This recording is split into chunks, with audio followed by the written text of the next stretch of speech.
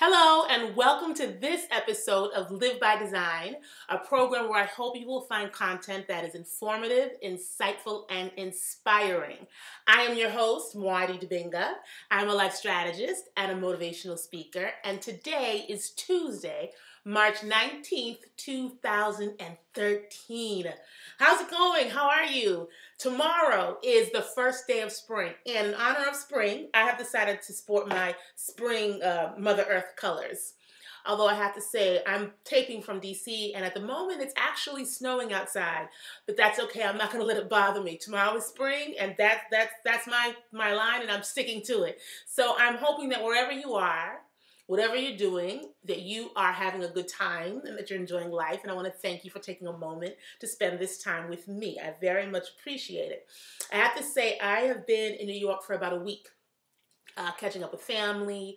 I had an opportunity since the last time I saw you. I've been to New York once, had auditions for Nia Dance Troupe. I had an opportunity to take an amazing dance class with Ronald K. Brown that really sort of transformed my perspective and my understanding of what a true choreographer does, just from hearing him talk about his process. So I'm in a really creative and exciting space. And something happened to me the other day that really just sort of pushed me over the edge in terms of being creative and really wanting to express and feel real joy in my life. My niece, my 4-year-old niece, the one that lives in here in DC, Deji, you've heard me talk about her on the show plenty of times, is really fascinated. Her and her sister with Dr. Seuss. And she was in my room here in DC before she went to bed, and she wanted to read Green Eggs and Ham with me. And, well, actually to me. She's learning how to read, and so she's a smart cookie, so she has a really good memory. So you know how children do, they sort of memorize some of the words, and you think that they're actually reading, and you're like, wow, and then you skip a page, and they're still sort of going along the storyline, but the words don't match up. So she used to do that, but now she's actually reading, and as she was reading, she was so excited about, you know, the green eggs and the ham, and I will not eat them in a box, I will not eat them with a fox, and you know, Auntie Muadi, look at this, isn't this so funny? And she was really just sort of getting into the storyline. And it occurred to me after the fact, after she went to bed, that children live in this constant state of like joy and inquiry and excitement and passion. And it's unfortunate that some of us as adults, we lose that. We let ourselves sort of lose that and not hold on to it. I'm going to unpack that and have a whole show around that at another time. But I do want to say, before we get to that place where I'm having a full show about it, take some time to find some joy in your life. Find some creativity. Get involved in the arts. Get involved in sports. Get involved in something, whatever that is, yoga, whatever it is, that brings you joy and allows you to discover new things about yourself and new things about life. It's really a shame that somehow we let go of that sort of warrior's adventurous spirit that really characterizes a lot of young people when we get older. And so I really want to encourage you to take some time to cultivate that in your own life. Now, today I'm really excited. It's the second in an 11-part series that we're doing around the themes that appear in my new CD, Center Your Mind, Center Your Life. And it's a CD of meditative thoughts that I usually share with my clients and people that have gone to my workshops. And I was sort of inspired a few weeks back to create a series of programs that are geared towards that sort of highlight some of the principles in the CD. Now, my initial intention was to go in order, to sort of go in the order in which they appear.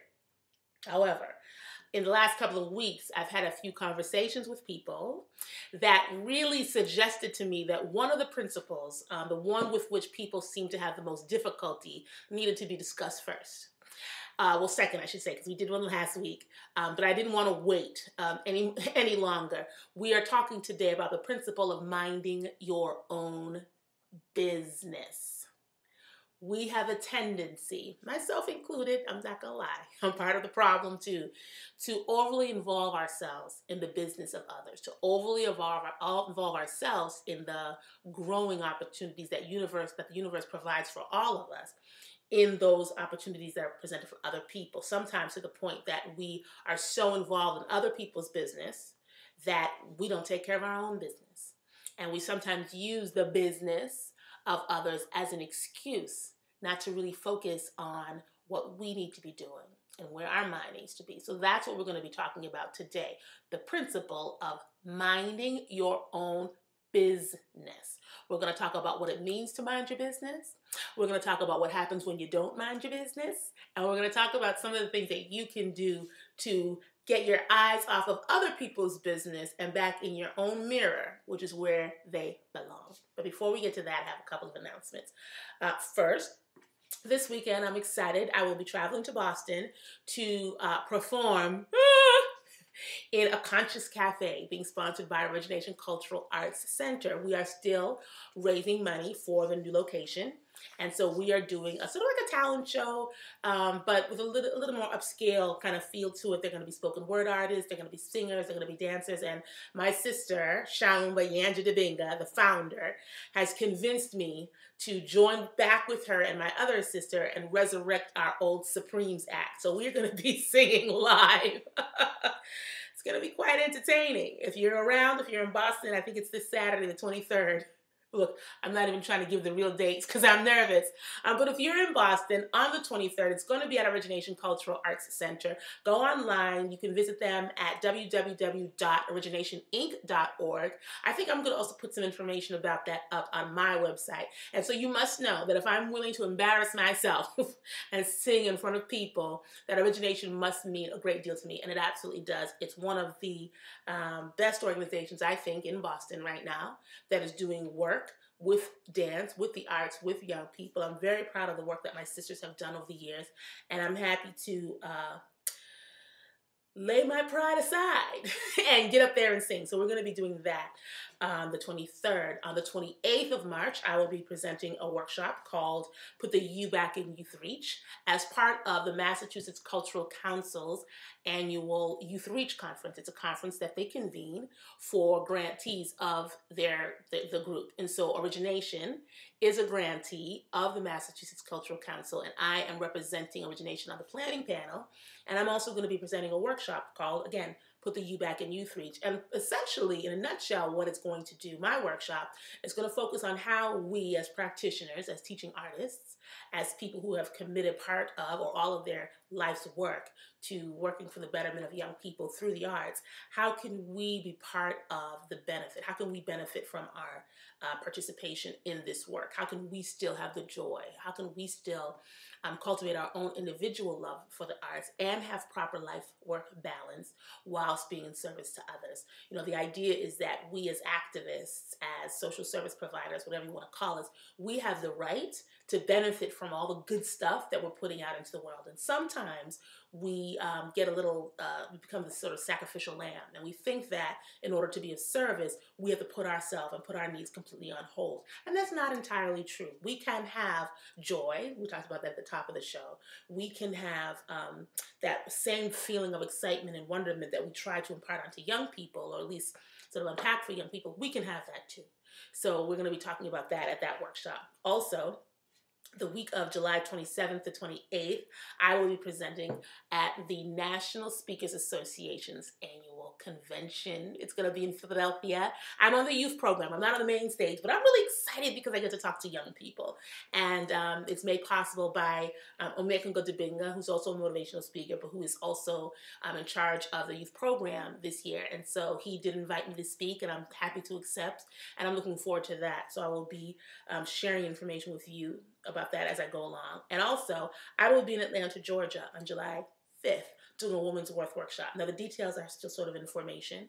I'll be sharing that with you as that date approaches. But the reason I will be in Atlanta in the first place is because I will be doing a strategic planning meeting for the board of directors for an organization called Leja Bulela, which is a humanitarian organization that does work in the Democratic Republic of the Congo. And it's my family is heavily involved in it, my aunt, my brother, my mom.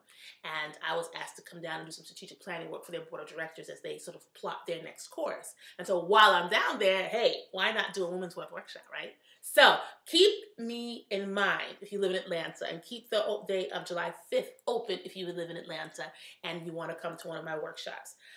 Those are all of my announcements right now. As always, you can find me on Twitter, you can find me on Facebook, you can find me on LinkedIn. I also have a blog on WordPress.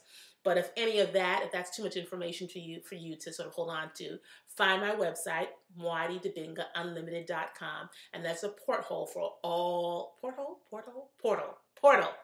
for all of my information. So you can find me there and you can get information on all the events that I'm doing. I think that's it, right? Yeah. So we're going to take a break. And when we come back, we are going to start to talk about the importance of minding your own business. Okay? We'll be right back. Don't go too far.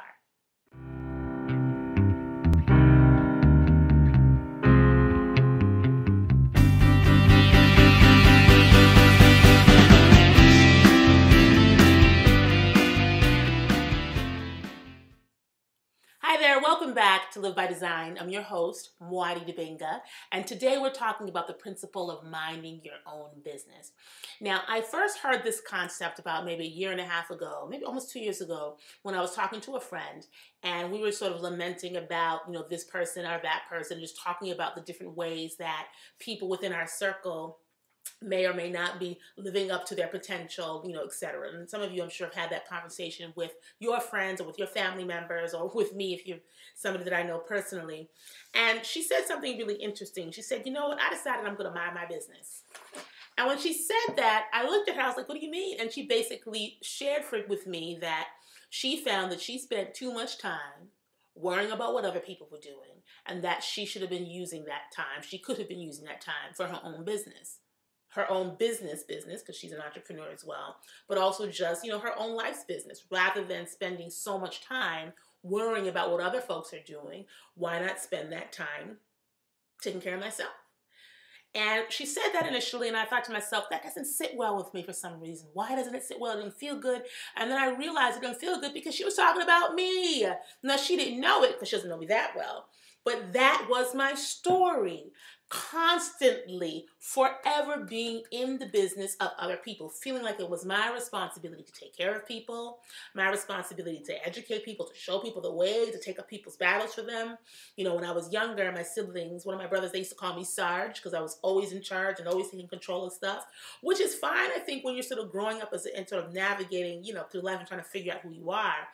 But the older that I got, I started to feel some resentment around that, right? So spending a whole lot of time giving people advice, and then they go and do what they want to do anyway, and then they want to come back and complain because it turned out the way you thought it was going to turn out, or trying to shield other people from pain. And there's so many ways that this sort of manifests, and I found for myself that it really did start to breed resentment because I was spending so much time worrying about the romantic escapades of my friends that I didn't have a romantic life of my own, the professional development of certain colleagues and others where my professional life wasn't going in the direction that I wanted to go, making sure that other people were financially set and sound while my finances were in the toilet.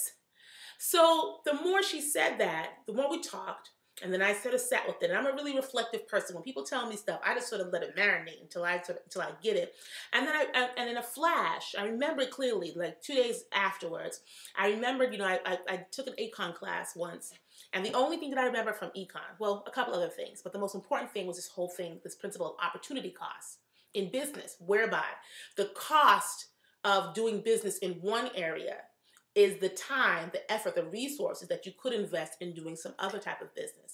And I really started to think about that and how it applied to my life. In other words, the time that I was spending worrying about the finances, the relationships, the careers, etc. of others was time that would have been better spent if I had invested it in myself. And so as I started to think about that and really open my eyes and really look at my life, I started to get annoyed with myself because I was like, dang, Muadi, you just spent an hour and a half talking to so-and-so about her relationships problems. Or you just spent a couple of hours helping this dude, with his resume and his cover letter. When you have things you should be doing for yourself, right? And so the more I started to think about it, and the more I decided that I was going to stand up for myself. And mind you, nobody asked me to do all this stuff. Nobody walked up to me and said, oh, Muadi, can you really tell me what to do? I really need your advice and your guidance. No. This is a role that I took on for myself. And this is something that I adopted, and I'll write the reasons why in my memoirs because I'm really clear about where I got started on this path. But for now, suffice it to say that once I realized that it was something that I was doing to myself and something that I was imposing on myself, and I started to detach and sort of break away from that habit, things started to get a little bit better. I started to feel a little bit easier. My relationships with people started to be a lot less stressful and tense. And I just started to feel a lightness in my life that I didn't really feel before. So that's why we're talking about this whole idea of minding your own business. First, I want to do two things. The whole business of being in other folks' business. That's kind of weird, right? The business of being in other folks' business. Anyway, it happens on two tracks. It happens on two tracks. It happens on a sort of the practical track or on a practical level, and the minding of other people's business also happens on the spiritual level. Let's look at how it sort of manifests on the practical side first, and then we're going to talk about the spiritual side, and then we're going to look at a little bit about why we do it. Now, so there are a couple of ways that minding other people's business sort of comes to play when we're talking about it from a practical standpoint. Gossiping. Spending time talking about other people, what they're doing, what they are not doing, who they're seeing, who they are not seeing, how they should be living, how they're not living, etc., when they are not in your presence. Talking about people behind their backs. Gossiping about folks, every salacious detail of their life. That is an example of not minding your own business. Because for every word that you utter in condemnation of, in judgment of, as a reflection of, every word that you say about that other person is really a missed opportunity for you to look at yourself and see, what am I doing? What am I doing? How am I living? Other people's lives, they could be cautionary tales, or they could be lessons of inspiration, but they should not be the substance of our conversation. And when we find that other people's lives are the substance of our conversation, we are engaging in gossip. We are not minding our own business, and we are losing opportunities to take care of self. The second way it shows up by being bossy. This I know from personal experience, because I'm probably one of the most bossy people that you'll ever find. I was talking to a friend of mine who I haven't seen in a couple of years, my friend Mark Charlie, and he was asking me how the family is, et cetera, and I mentioned my brother in Macon, and he's doing well, and I was like, oh, you remember my brother? He was like, is that the young man you were always telling what to do? And I was like, what do you mean? Oh, put your backpack on. Did you do your homework? And I was, he's going on to give me all these examples of how bossy I was to my brother. And of course, I thought I was protecting him and making sure he was on track. But in hindsight, after Mark sort of pulled my coattails on it, I can see how I wasn't really supporting his ability to grow and learn, but I had him on lock, and I was trying to direct every single one of his footsteps to make sure he didn't fall out of line. That's bossiness. And that was my MO for years. So when we find ourselves consistently telling other people what to do, not giving them the space to sort of figure things out on their own, that is not minding your business. We do this with our children. Of course, don't text me, don't call me. Of course, with children, it's important for us to make sure that we are shepherding them. We're giving them guidance. We're giving them direction. And the younger that they are, the more that they need us to sort of make sure that they do what they need to do to learn the skills for survival.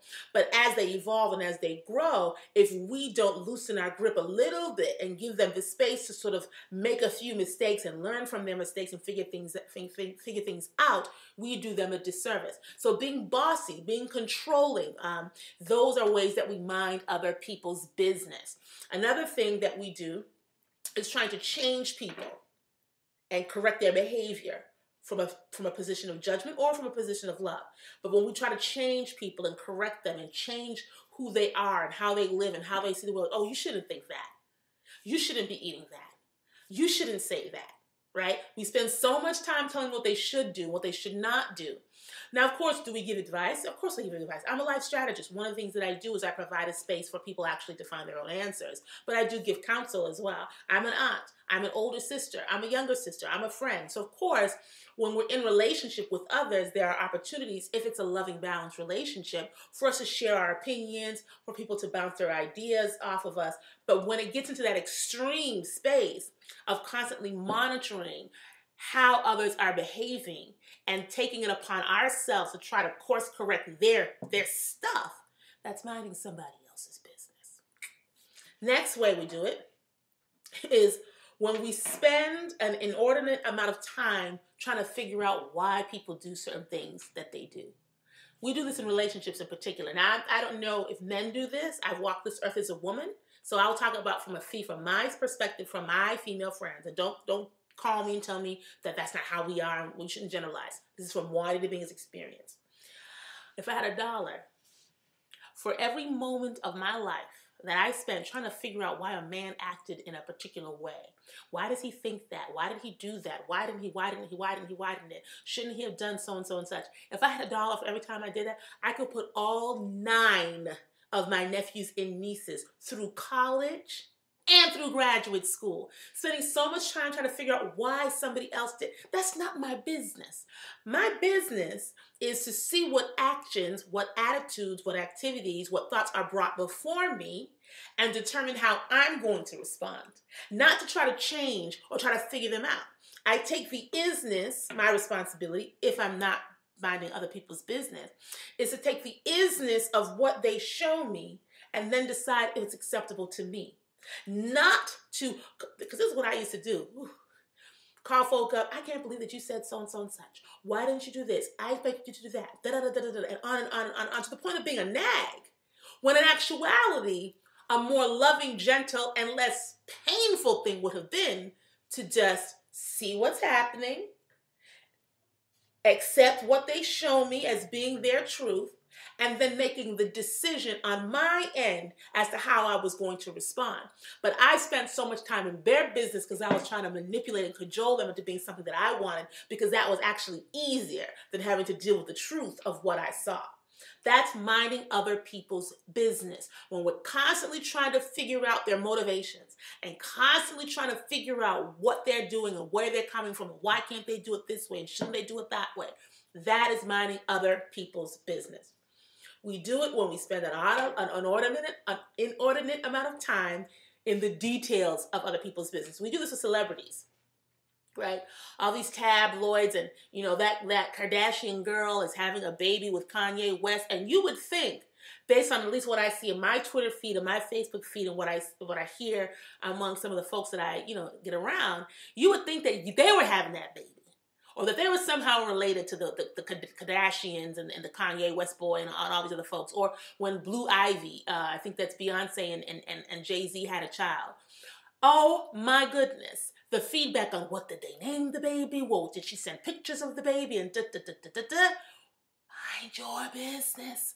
Of course, if you see somebody that you're interested in, a celebrity or somebody you admire, you might be a little bit interested in how they're living and what they're doing.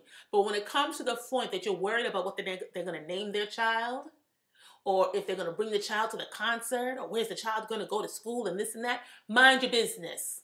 Get some business. How they live is their business. And yes, of course, celebrities sort of put themselves out there, and I'm picking on some folks now just because they're sort of well known. They do sort of put themselves out there, but how much we decide to do with that information that they put out there, that's our problem. Mind your business. Rather than focusing on which celebrity or what neighbor is having a child out of wedlock or who went to jail and what did they have for breakfast, mind your business. Okay? We're talking about the practical ways, in the practical realm, how we mind other people's business.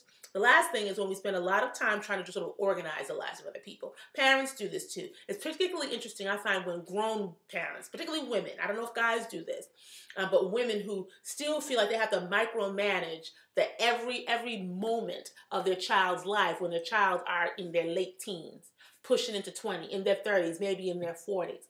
And they take pride in this. But when you find yourself constantly still, when your child has reached maturity and adulthood, trying to find them a job or help them find a job or help them find a place to live or take care of every little one of their finances, sometimes to the point where your own finances suffer, you're minding somebody else's business. Of course, as a parent, we care about our children. As an aunt, I know that I care about my nephews and nieces.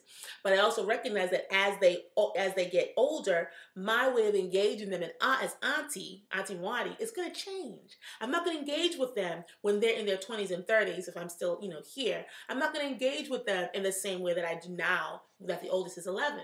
But when you find yourselves trying to organize every aspect of every piece of your child's life or your spouse's life or your friend's life, you're not minding your business. And that some of that time will be better spent working on your own business, okay? So let's just, as a recap, the practical ways in which we mind other people's business. We gossip about them. We boss them around. We overly get overly involved in the details of their lives. We try to correct them from a place of judgment. We spend a lot of time trying to figure out their motives and why they do this and why they do that. And then finally, the last one is we worry too much. We worry more about their finances. We worry more about their employment. We worry more about just everything about them than we do about ourselves. That is what happens when we mind other people's business on the practical scale, okay, on a practical level. We're going to take a break, and when we come back, we're going to spend a little bit of time talking about what it looks like when we mind other people's business on a spiritual level, okay? So we're going to take a break. Don't go too far. We will be right back.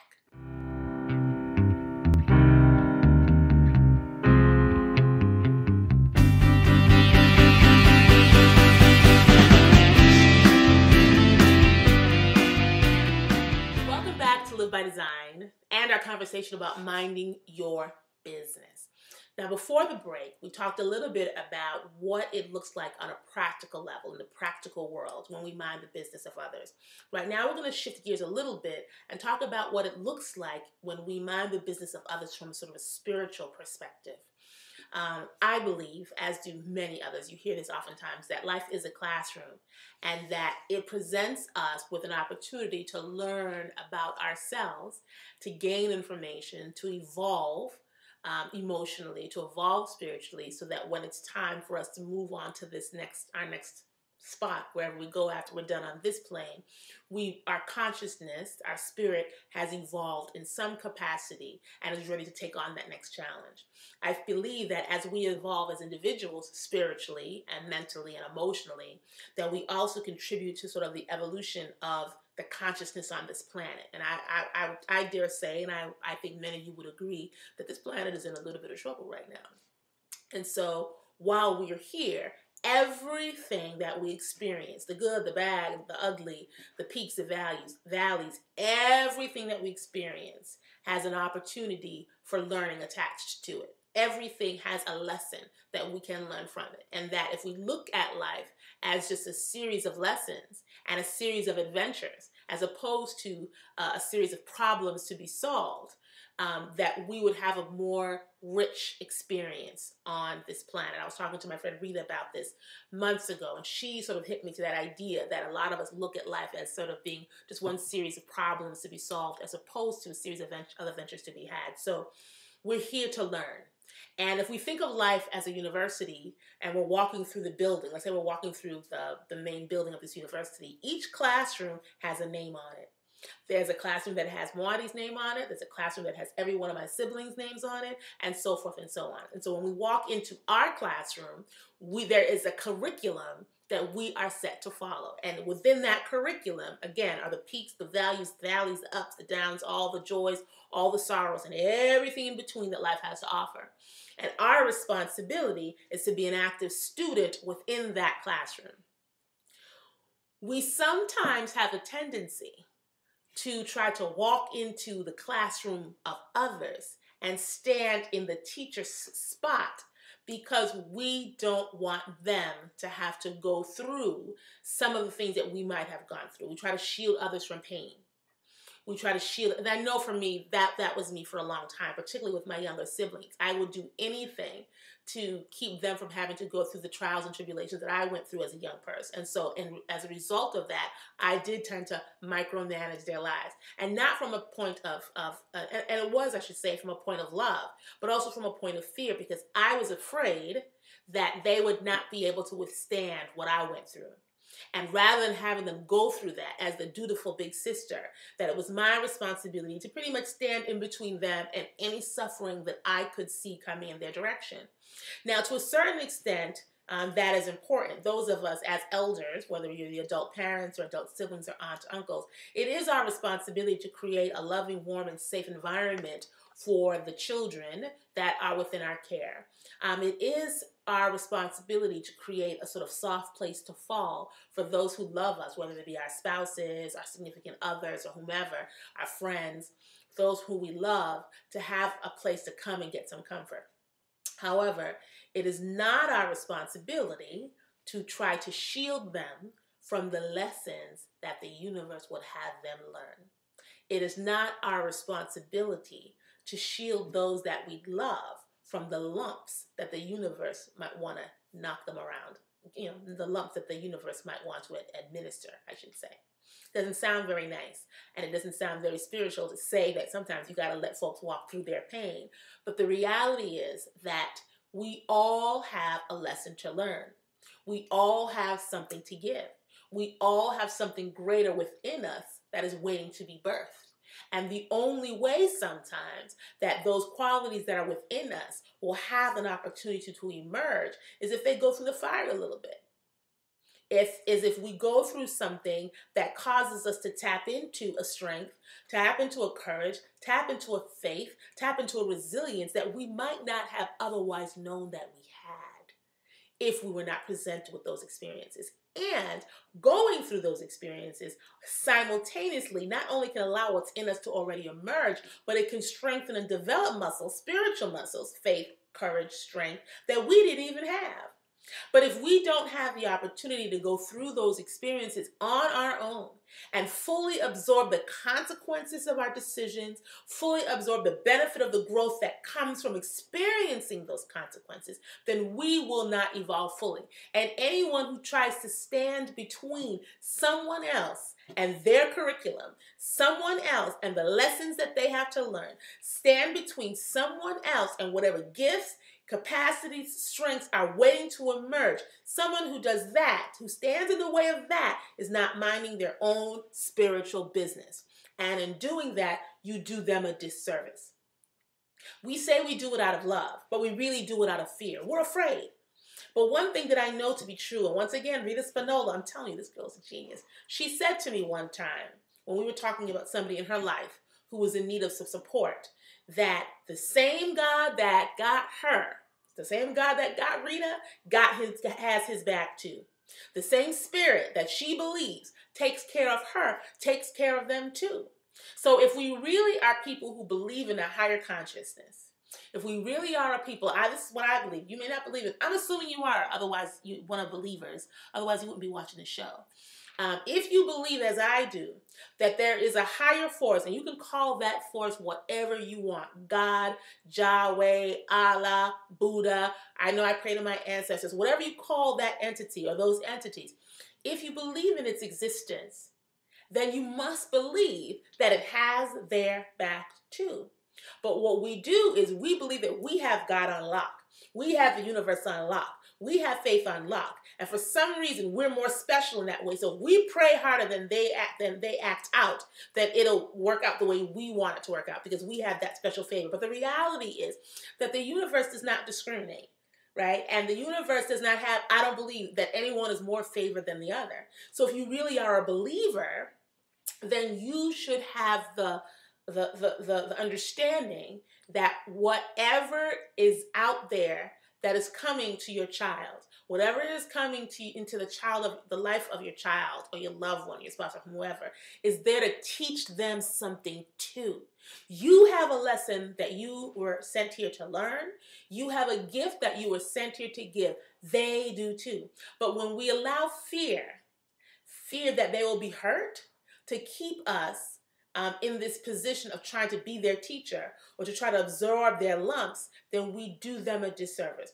We also do it, this whole spiritual business, minding the spiritual business of others, because it's a little bit of an ego trip. It's a little bit of an ego trip. We think that we know better. We think that somehow we are in a better position because we have better knowledge, we have better information, we have better experience, whatever. There's something about us that we know better, and therefore we are going to position ourselves in such a way to show them that we know better. I see parents that do this all the time with their grandchildren. They think that they're better parents than their own children are, so they step between their children and their grandchildren, and they take on the role of parent, not recognizing two things. One is that they're not minding their own business, and that's time that could be better spent cultivating their own lives. But two, that they are standing in the way of their own child, fully stepping into that role of parent and fully absorbing and getting the lessons that come from being in that role of parent 100% and fully. I don't know if that makes, I know this sounds a little bit crazy, but this is what I believe to be true. Whenever we put ourselves in a position where we're trying to step in the way of someone else's learning or step in the way of somebody else's experience, we are doing them a disservice because we're not minding our own spiritual business, because we are cutting off their lessons. Again, life is a classroom. We were all sent into this classroom to learn so that our consciousness, our spirit can evolve, so that when it's time for us to go to that next space, wherever we go after we're done here, that we go with a little bit more enlightenment, that we go with a little bit more knowledge, that we go with a little bit more oomph, so we can continue the evolution of this planet and the evolution of our one consciousness. But that does not happen when you're minding other people's business. Now, of course, you don't want your children out in the street, smoking weed or dancing on a pole or, doing all this crazy nonsense. Of course, we have to shepherd. We have to not cajole, but we have to sort of shepherd and guide our children to a certain extent. But when they become of age, right, they have to find their own path. When we're in relationships, it's not our responsibility to shield our significant other for the lumps that the universe would have him or her experience, because maybe we're afraid, or because we don't want to see them go through pain, or maybe we think that we know better. There is a lesson that is meant for them to learn. And sometimes in order for them to learn it, they must go through whatever they need to go through. It doesn't mean you have to be with them while they're going through it. That's a choice that you make. But you have to recognize, and it doesn't mean that you can't support them and try to be of help to them, but you have to recognize when you have gone beyond being of support and you have sort of gone into the realm of minding their own business. The last way that we tend to mind people's other spiritual business or mind other people's business is when we try to change who we are to make them more comfortable. When we dim our light so that they don't feel insignificant. When we pretend not to be as smart as we are. We pretend not to be as happy as we are. We pretend not to be as joyful as we are. In other words, when we pretend to be someone that we are not, so that somebody else does not feel badly, so that someone else does not feel insignificant, so that someone else does not feel somehow diminished. When we change the core of who we are to make someone else comfortable, we are not minding our own spiritual business, because we are not giving that person an opportunity to respond to the true us, to perhaps learn something about himself, perhaps learn something about herself, perhaps to be inspired by us, perhaps to recognize maybe that they're not the right ones for us and that they need to make the decision to move on. We do this in relationships a lot. Women, we have a tendency to do this. Again, guys, I don't know how you all roll. I'm a female. This is how I've been for the last 45 years. Maybe in my next incarnation, I'll come back as somebody else and I'll have a different lesson. But for right now, women, we do that. We dumb ourselves down. We dim our light so that the men in our lives will not feel insignificant. When in actuality, the more fully we live, the more fully we show up as our true self, it gives them the opportunity to see us, accept us, or bounce and leave, right? Or perhaps to recognize something in their own lives that may be off, or recognize something in their own lives that they might want to build up. But when we dim our light, so as to make other people feel good about themselves, when we pretend to be less than who we are so that somebody else will not be intimidated, etc., then we are minding their spiritual business. Because there might be a spiritual lesson that they can learn from being in the presence of someone who is living fully. Again, I don't know if men do this. I don't. Maybe they do, maybe they don't. If you're a guy, hit me up and let me know. But I know that females do it, and we do it a lot.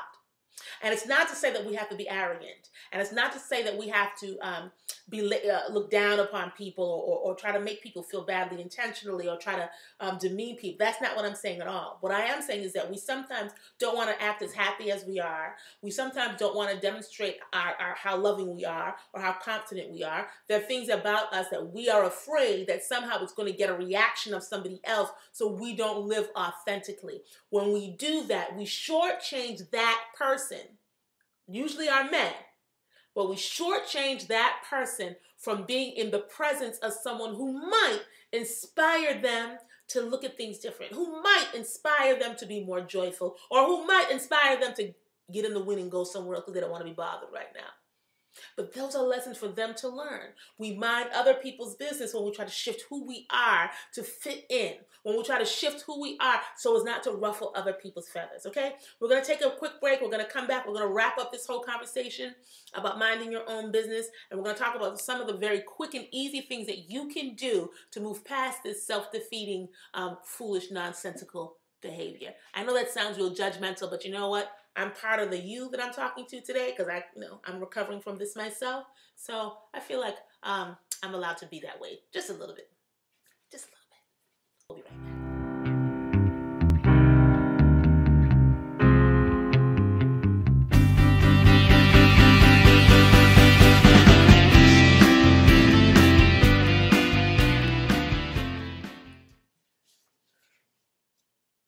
Welcome back to Live by Design. We are talking today about minding your own business. Now, before the break, we talked a little bit about what it looks like when we mind the business of others on a practical level and on a spiritual level. And what I would like to do before we start talking about solutions and how we can start to move past that behavior, I want to recap a little bit of the information that I shared about the impact of this kind of behavior. What happens? What's the outcome? How does minding the business of others impact us and those around us, our relationships with others? First and foremost, it can breed resentment and guilt. When you are constantly in the business of other people, telling them what to do, being bossy, judging them, trying to convince them to be this or be that or whatever, you are sending a signal to them that they're not good enough, that their intuition is not good enough, that they're not smart enough, that you know better, that they are not enough to take care of their lives and to take care of their own business. And they will start to resent you and act out. It happens with children and it happens in our adult relationships as well. Nobody wants to be constantly told that they're not smart enough, that they're not good enough. And whether you say that directly or suggested by telling them that, by showing them that you know better as to how they should live, you know better as to what they should be doing, when you're constantly communicating that to them, they're going to get it. And they may not be able to articulate it, and they may not be able to pinpoint exactly what it is. There will be a feeling tone, however, that lets that where that resentment and that guilt and shame is going to start to sort of surface. And you're either going to get left, or you're going to get mistreated, or somehow or another that person is going to let you know that they resent you for insinuating yourself in their life and putting yourself at the helm of their lives when they know or they believe that they are better equipped to do that, when they feel, or at least that they have a desire to try to show you and show themselves that they can handle themselves. So when we mind the business of others, it does breed a bit of resentment on their part, on the part of the person whose business we are minding, and this doesn't work out well for us. It also shortchanges your ability to really live your own life, really. When you are so caught up in what other people are doing or not doing or saying and not saying, or how they're behaving and how they're not behaving, where do you have the time to take care of yourself? When do you have the time to put the spotlight on your business and what you like and what your desires? And again, I said it earlier, we sometimes do that intentionally, maybe subconsciously out of fear because we're not ready to look at our own lives, or because we're afraid to really step out into our own greatness and really step out and be that person who we were meant to be. But the reality is that opportunity cost that I talked about earlier is that the time that you invest in the business of somebody else and trying to mold them and shape them and guide them and shepherd them is time that would be better spent on your own life. Third thing that happens is that it really just creates emotional suffering for everybody involved. So how do we get past this behavior? First thing that we do is identify if this is true for you. If this is in fact true for you, be honest about it. Look at your life, look at your decisions, look at your relationships, and just ask yourself, where am I not minding my own business? It really is that simple. The second thing that you can do to help move away from this behavior is to create a mantra or an exercise for yourself that snaps you back to attention whenever you feel yourself going down the wrong road. For me, when I know that I'm starting to step into that realm of other people's business, I just say either out loud or to myself, why do you mind your business? Why do you mind your business? Or I'll point to myself really quickly. And I don't care if people think I'm crazy because it's keeping me from suffering. That's what I do. Maybe it will work for you, maybe it won't work for you. But I know for myself, telling myself to mind my business, pointing to myself, or maybe sometimes tapping myself on the forehead just to sort of snap me back to attention really, really, really helps. You need to identify some way. You can journal about it. Again, you can get professional help if it's something that you think is really serious. You can get the counsel of your religious leader or a therapist or a friend or advisor that you respect. But really stop and think, how much time am I spending in my life worrying about the lives of other people? And am I doing so at the expense of myself? Am I doing it at the expense of my own growth, my own health, my own development, my own evolution? We were all sent here with something to learn. We were all sent here with something to give. And the way we get to that place where we can truly and fully deliver our gifts, it comes from our ability to fully live, to fully grow, to allow those qualities, the courage, the faith, etc., that has yet to emerge from within us, to allow those things to come out. And sometimes the hard road is the road on which those gifts will manifest, but it will not happen if other people are trying to block and other people are trying to keep us from being in pain or keep us from having fear, or keep us from making mistakes. We do others a disservice when we block whatever lessons they were meant to learn. And we do ourselves a disservice as well when we take it upon ourselves to absorb the life lessons, to absorb the lumps of other people. My 8th grade teacher used to always say, never trouble until trouble troubles you. Don't trouble yourself with the troubles of others. Take care of your business. Mind your business. Mind your spiritual business. Be of support, be of counsel wherever possible. But the best thing that you can do to communicate to others how you think that they should live is to demonstrate that in your life yourself. I saw a saying somewhere, I don't know who said it, aspire to inspire before you expire. So your job is to inspire others through your behavior, not through manipulation, okay? I hope this made sense to you. If you have any questions, I know it was a little bit much, but I had to do it because some of you out there are really spending a whole lot of time in the business of others, and you shouldn't be.